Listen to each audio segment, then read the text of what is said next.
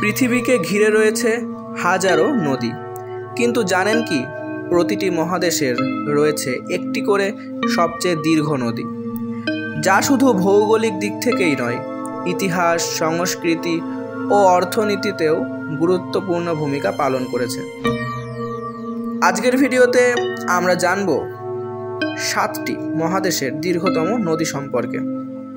তাহলে চলুন দেরি না করে ভিডিওটা শুরু করে দিই।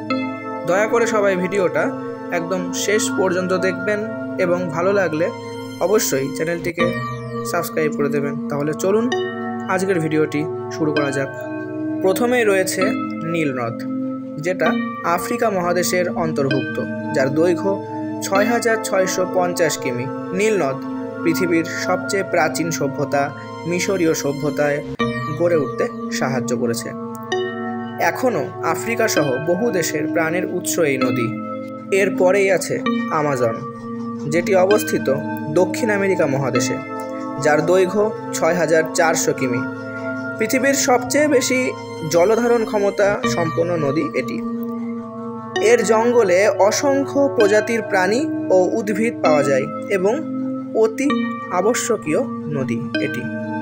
এরপরেই আছে ইয়াংজি নদী, যেটি অবস্থিত এশিয়ায়, যার দৈর্ঘ্য 6300 কিমি। একে চীনের প্রাণকেন্দ্র বলা হয়ে থাকে। এখানে বিশ্বের অন্যতম বৃহত্তম বাঁধ 3 গর্জেস ড্যাম অবস্থিত, যেটি খুবই জনপ্রিয় এবং এই নদীর প্রসিদ্ধ সারা বিশ্ব জুড়ে। এরপরে স্থান পেয়েছে মিসিসিপি মিসৌরি নদী, যেটা অবস্থিত উত্তর আমেরিকায়, যার দৈর্ঘ্য 6275 কিমি।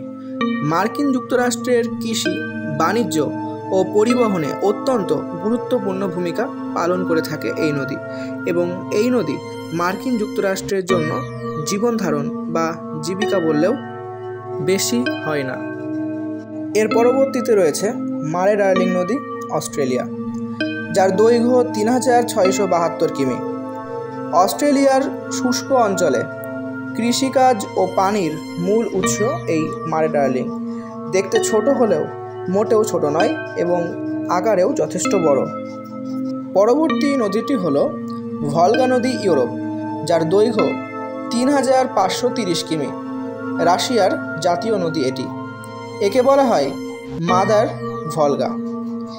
এই নদীটি রাশিয়ার খুব চিরন্তন ঐতিহ্য বহন করে চলে, এই জন্য রাশিয়ার বুকে এটা খুবই জনপ্রিয় নদী।